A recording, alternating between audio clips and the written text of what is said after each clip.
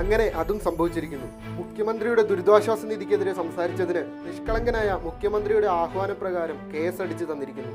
പ്രളയകാലത്തെ ദുരിതാശ്വാസ നിധിയുടെ തട്ടിപ്പിനെയും വെട്ടിപ്പിനെയും പറ്റി അന്തിച്ചർച്ചകൾ നടത്തിയ മാധ്യമങ്ങൾ പിന്നീടൊരവസരത്തിൽ അതിനെപ്പറ്റി മിണ്ടാതായപ്പോൾ ആ നാണംകെട്ട പ്രവൃത്തിയെ ചോദ്യം ചെയ്ത എന്നെപ്പോലുള്ളവരായി കുറ്റക്കാർ. ദുരന്തമുഖത്തു നിന്ന് ഇങ്ങനെയൊക്കെ ചെയ്യാമോ എന്നാണ് എല്ലാവരുടെയും ചോദ്യം. 2018 ഇതേ ദുരന്തമുഖത്തു നിന്ന് പിരിച്ചെടുത്ത പണമല്ലേ വഴിവിട്ട രീതിയിൽ ചിലവഴിച്ചത്? ഇതേ ദുരന്തമുഖത്ത് തന്നെയല്ലേ വീണ്ടും വന്നിരുന്ന് പണമിരക്കുന്നത്? എന്തുകൊണ്ടാണ് ദുരന്തം നടന്ന മണിക്കൂറുകൾക്കകം പണമിരക്കാൻ ഇറങ്ങിയതെന്നറിയാമോ? ആ ചൂട് മാറിയാൽ പിന്നെ ആര് പണം നൽകാൻ? സഹതാപ തരംഗം സൃഷ്ടിച്ച് കൂടുതൽ പണം പിരിച്ചെടുക്കാനുള്ള തന്ത്രം, അല്ലാതെന്ത്? പരാതി കൊടുക്കാൻ പോകുന്ന സ്ത്രീകളെ ബലാത്സംഗം ചെയ്യുന്ന പോലീസും അതിനൊത്താശ ചെയ്യുന്ന ഭരണാധികാരികളുമൊക്കെ മാന്യന്മാരായി വിലസുന്ന ഈ നാട്ടിൽ അഭിപ്രായം തുറന്നു പറഞ്ഞ ഒരു പൗരനെതിരെ പോലീസ് കേസ്. ഇനി തൂക്കിക്കൊല്ലുമോ ആവോ അടിമകളുടെ പ്രബുദ്ധ കേരളം.